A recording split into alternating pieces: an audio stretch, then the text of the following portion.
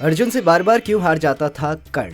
दोस्तों, महाभारत युद्ध हस्तिनापुर के सिंहासन के लिए चचेरे भाइयों अर्थात कौरवों और पांडवों के बीच एक वंशवादी उत्तराधिकारी संघर्ष था, जो धीरे धीरे युद्ध का रूप ले गया। हालांकि यह युद्ध धर्म और अधर्म के बीच का भी माना जाता है, लेकिन इस युद्ध के होने का मुख्य कारण कौरवों की उच्च महत्वाकांक्षाएं और धृतराष्ट्र के पुत्र मोह को माना गया है। अधर्म पर धर्म की स्थापना के लिए जब महाभारत का युद्ध निश्चय हो गया, तब कौरवों ने अपना सेनापति भीष्म पितामह को बनाया। भीष्म पितामह इस बात को भली भांति जानते थे कि कर्ण पांडवों का बड़ा भाई है और विपरीत परिस्थिति के कारण कौरवों की ओर से इस युद्ध में लड़ रहा है, इसलिए इन्होंने अपने सेनापति रहते हुए उसे युद्ध में भाग लेने नहीं दिया। लेकिन जब 10वें दिन श्री कृष्ण अर्जुन के रथ को लेकर भीष्म के सामने आ जाते हैं, जिस पर शिखंडी पांडवों की ओर से भीष्म पितामह के सामने खड़े थे, तो शिखंडी को देखकर भीष्म ने अपने अस्त्र शस्त्र त्याग दिए, जिसके बाद श्री कृष्ण के कहने पर अर्जुन ने अपने बाणों से पितामह भीष्म के शरीर को छेद दिया। पितामह भीष्म के शरशैया पर लेटने के बाद गुरु द्रोण कौरव सेना के प्रधान सेनापति बनाए गए और युद्ध में कर्ण को भी शामिल किया गया। 11वें दिन के युद्ध में द्रोणाचार्य के सेनापतित्व में दुर्योधन, दुशासन, जयद्रथ, कृतवर्मा, कृपाचार्य, अश्वत्थामा और कर्ण अपना रण कौशल दिखा रहे थे, लेकिन अर्जुन कर्ण पर भारी पड़े। सूर्य अस्त के बाद जब युद्ध रोक दिया जाता था, तब शरशैया पर लेटे पितामह भीष्म से सभी लोग मिलने आते थे। वहीं कर्ण भी उनसे मिलने गए और उन्हें प्रणाम करके पूछा, हे पितामह, जब जब मेरा सामना अर्जुन से होता है तो मुझे हार का मुंह क्यों देखना पड़ता है?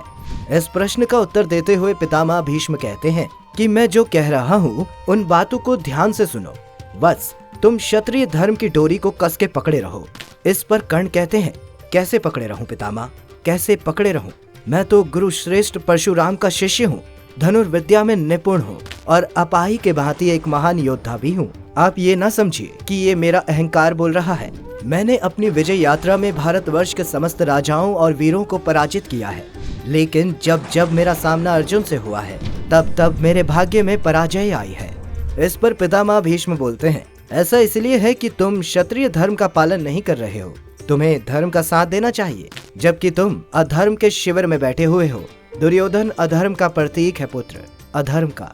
और फिर इसके बाद पितामह भीष्म कर्ण को समझाते हुए कहते हैं कि यदि तुम चाहो तो युद्ध रुकवा सकते हो, क्योंकि तुम दुर्योधन के सबसे प्रिय मित्र हो। वह तुम्हारी हर बात सुनता है, उसे यही लगता है कि तुम्हारी सहायता से वह इस युद्ध में विजयी होगा, पर ऐसा बिल्कुल संभव नहीं है वत्स, क्योंकि जब तक अर्जुन धर्म पथ के मार्ग पर है, तब तक उसे कोई नहीं हरा सकता है। तुम दुर्योधन को समझाओ कि धर्म के मार्ग पर चले। वहीं महाभारत युद्ध के 17वें दिन कर्ण और अर्जुन फिर आमने सामने आ गए। कर्ण को उसके गुरु परशुराम द्वारा विजय नामक धनुष भेंट स्वरूप दिया गया था, जिसका प्रतिरूप स्वयं विश्वकर्मा ने बनाया था। युद्ध में कर्ण ने कई बार अर्जुन के धनुष की प्रत्यंचा काट दी थी, किंतु हर बार अर्जुन पलक झपकते ही धनुष पर प्रत्यंचा चढ़ा लेते थे। कर्ण और अर्जुन ने दिव्य अस्त्रों को चलाने के अपने अपने ज्ञान का पूर्ण उपयोग करते हुए बहुत लंबा और घमासान युद्ध किया। युद्ध गतिरोध पूर्ण हो रहा था, किंतु कर्ण तब उलझ गया जब उसके रथ का एक पहिया धरती में धंस गया।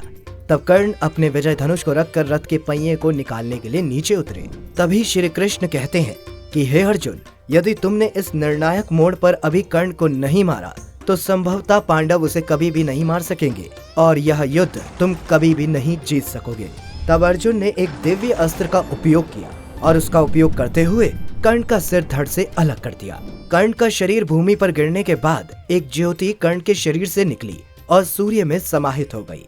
इससे पहले भी अभिमन्यु के छल पूर्वक अनिति से मारे जाने के बाद जब अर्जुन जयद्रथ को मारने की प्रतिज्ञा करता है, तब उसका अश्वत्थामा, कृपाचार्य, शल्प, दुर्योधन और कर्ण से युद्ध होता है। इस युद्ध में भी कर्ण समेत सभी को अर्जुन ने पूरी तरह पराजित किया। हालांकि महाभारत युद्ध से पहले भी दोनों विराट पर्व में आमने सामने हो चुके थे, जिसमें अर्जुन विजयी रहे थे। ये घटना उस समय की है जब जुए में हारने के बाद पांडव 12 वर्ष के वनवास और 1 वर्ष के अज्ञातवास में थे। अपने अज्ञातवास के समय पांडव विराट नगर में थे। विराट पर्व में दुर्योधन ने छल पूर्वक विराट नगर की गायों को अपने कब्जे में ले लिया, क्योंकि इसके बहाने से दुर्योधन विराट नगर पर अपना कब्जा चाहता था। पांडव विराट नगर में भेष बदलकर अज्ञातवास में थे। विराट नगर के कुमार उत्तर उत्साह से भरे हुए थे और उन्होंने कौरवों को हराने के लिए उन पर आक्रमण करने का निश्चय किया। ऐसे में सैरंध्री के रूप में द्रौपदी ने बृहतरला के रूप में अर्जुन को उत्तरा का सारथी बनाने की सलाह दी। अर्जुन उत्तरा को युद्ध भूमि में ले गए वहाँ कौरवों की सेना देखकर उसके होश उड़ गए और वह रथ छोड़कर भागने लगा।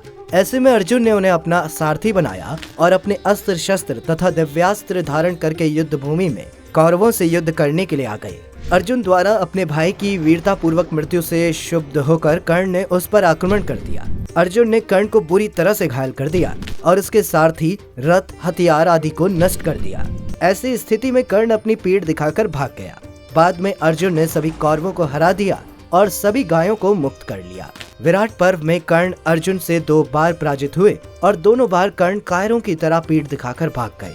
कर्ण का महिमा मंडन महान हिंदी कवि रामधरी सिंह दिनकर द्वारा रचित प्रसिद्ध कविता रश्मि रथी के परिणाम स्वरूप सामने आया है। उन्होंने अपने काव्य में कर्ण के एक पक्षीय चरित्र का वर्णन किया है। कर्ण में दान का गुण अतुलनीय था, परंतु इस पक्ष के अतिरिक्त कर्ण किसी भी प्रकार से सर्वश्रेष्ठ कहलाने के योग्य न थे, क्योंकि द्रौपदी के चीरहरण के समय द्रौपदी के लिए अपशब्द का उपयोग किया था, जो किसी भी महान धनुधर को शोभा नहीं देता है। किसी भी इंसान की एक गलती उसकी बर्बादी के लिए काफी होती है, और इन्होंने तो दुर्योधन जैसे अधर्मी का कई जगह साथ दिया, फिर चाहे वो जुआ ही क्यों ना हो।